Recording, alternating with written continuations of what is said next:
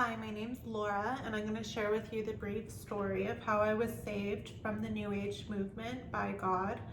It started when I got involved with ayahuasca ceremonies, and from there I got involved with a group and I became friends with people who were into shamanic practices, and then from there I got into Cambo and different shroom ceremonies, and then from there I got deeply involved with a relationship with the universe and putting my intentions out to manifest in the physical.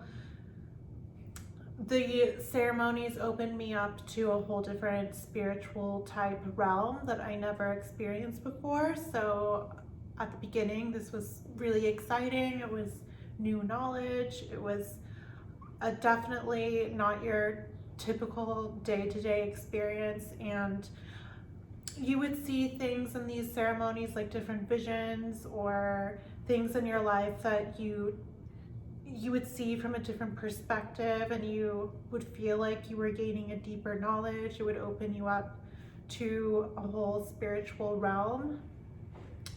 And so I got really into this, and then from there I got into crystals and the different meanings of crystals, and I would wear them as bracelets and necklaces. And then from there I got into wearing crystals for a different timing of the month, of planetary alignments, and then I got into astrology, and then I got really into astrology.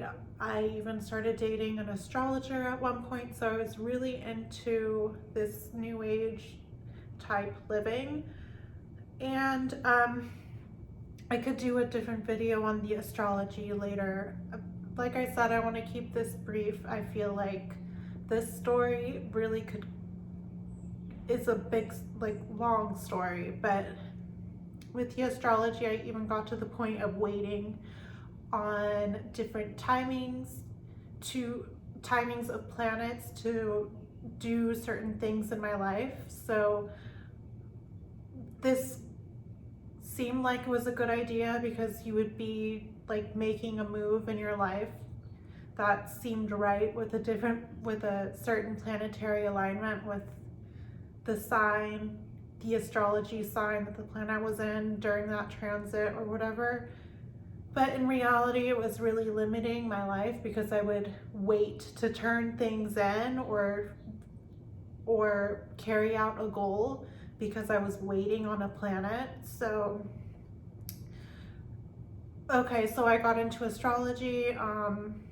Also, I would put my intentions out with candles. So to manifest in my life, a lady lived with me who was actually kind of like a witch, and she would do her she was in the movie industry too. So at this point I really didn't think any of this was wrong because I was just surrounded by people who are into all of this universe type new age stuff. And anyway, she opened me up to even more astrology and more conscious living. And looking back, she was even doing weird stuff while she was living with me, and just crazy stuff would happen while she was living with me as well. I felt like I was going kind of crazy. Okay, so from there, I started dating this guy who is an astrologer, and that got pretty dark as well, and things were just when you get into this stuff, you do not realize that you're opening yourself to darkness. But during all of this, you think you're opening yourself up to love and light. You think that you're doing the right thing, but in reality, you're just opening yourself up spiritually to darkness to come into your life. So things in my life started getting darker and darker.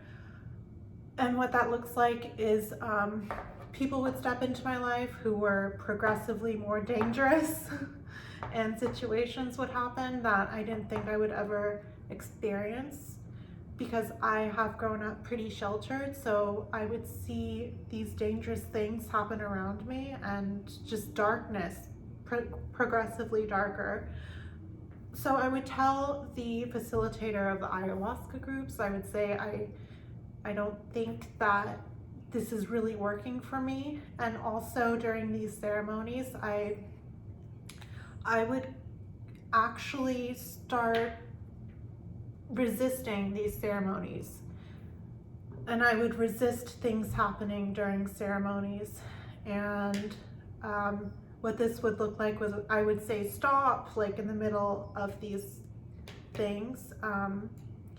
So I was already starting to not want to be involved with any of this. Keep in mind, while all of this was going on, I was still working or going to school. So it was like two different lives happening. And so I also, as I was getting more involved with this, I was feeling more anxious in my day-to-day life, and I was feeling ungrounded, and even to run certain simple errands like going to the grocery store, I would feel anxious. One day while I was in the grocery store, I felt I was getting more paranoid, and I would pick up on people's energies too much. I had this feeling like I didn't know how I could live a grounded life like in the future. I felt like I was just kind of trapped in all of this stuff.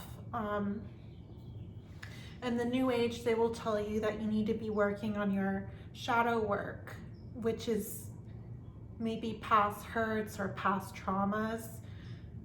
And that could have been the reason why I was experiencing anxiety. It's just kind of like a never-ending list of reasons why. It could be like, maybe you're just going through something, but of course it could never be the love and light, conscious living, meditation type lifestyle. It couldn't be that. But at the same time, I was feeling like I wanted to get away from all this. Anyway, so back to the grocery store. I was in the grocery store one day, and I was feeling anxious to even running that errand. And I prayed in the middle of the grocery store, and I said, God, if you exist, please show me that you exist, because I cannot live like this anymore. So a week later, or within that week, a friend from the past reached out to me, and he said that he would be in town. Could we get together? And we got together, and I told him about what I was up to work-wise, and then also spiritually, because at that point, the spiritual life was really starting to be a main focus in my life. And he told me that none of that was of God. None of the universe New Age movement was of God. And no one ever told me that before, ever. And he told me that who I was seeking was God, and that I could have it was possible to have a direct relationship with him. And no one ever told me that before either. So then he would tell me, we would go on long walks, and he would tell me things about myself that only really God would know. So it was like God sent a messenger to tell me that it was possible for me to have a relationship with God. And it was just another surreal experience. And this friend, he would show me, we watched a Netflix documentary called Wild Wild Country, and it showed me what it was. I didn't realize the groups that I was involved with were in a way kind of like, could borderline be like cults. If you haven't seen the movie, the Netflix show Wild Wild Country, I definitely recommend watching that, because it shows you that the love and light type living, when there's someone who's dictating it, that person isn't always really a love and light type person. So it really showed me the deception that I was involved in. And this friend, he started showing me, what else? Oh, he took me to church, and for the first time I felt safe for a long time in church. I felt real love as opposed to the fake love and light type love. And what else?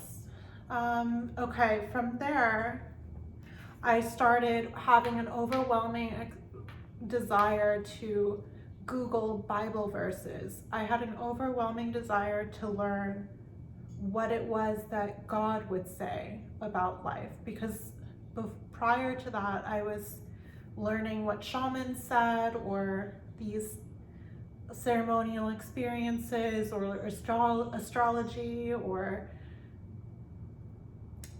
what all of this New Age movement said. So I wanted to know what God would say about certain topics, and I felt that was really freeing. And I had a desire to Google Bible verses until like 3 a.m. sometimes. If I wanted to know about love, I would Google love Bible verse, and then scriptures would come up, and then I would read that. And I just had like this desire to know like what it was that was said in the Bible. And eventually I bought a Bible, and I had this desire to read the Bible too. So I read the Bible within 1 year.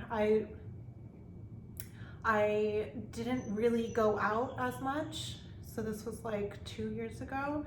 I would stay in just reading the Bible. Like I read the whole thing within a year, and Jesus and God, they would show, like the scriptures would like come to life, and they would show themselves to me. I would pray to Jesus, and I would say, can you show yourself that you're really real? Because I really wanted to see signs and wonders at the beginning, and Jesus showed me signs and wonders. He proved to me he's real. God and Jesus, or God, he showed that he was real. I got into prayer and sought Jesus and God, or I guess God. Well, they're the same person, but anyway, they definitely prove they're real. And it's so, yeah, now that I am a follower and a believer of Jesus, I have not only do I have what I was seeking for the whole time, I also have free time. I can get back into cooking. I have free time for goals, because I don't need to spend all that time doing like ceremonies and manifesting and stuff. So yeah, it really opened me up to a whole new world of freedom. And I could get back into running, because I used to run before. I could get back into like a whole different, yeah, just, it was really freeing. And that is my story. So thank you so much for listening, and that is a brief story. Oh yeah, and just one last thing. When I was switching over to Jesus and God, I threw out all of the crystals that I had, and different New Age books and tarot. I threw it all away in the trash can. And during this time period of reading the Bible and switching over to Jesus, I would experience spiritual warfare. So that definitely happened. While I was sleeping, sometimes I would get attacked at night. So it's all definitely real. And I mean, with prayer and through God, I'm safe. So it doesn't matter if I was attacked or not, because they have no hold over me at all. And that's the beauty of being on the God side, is that you cannot be defeated by the other side. So yeah, that's my story, and maybe I'll make more videos on this later, so stay tuned, and thank you for listening. Bye.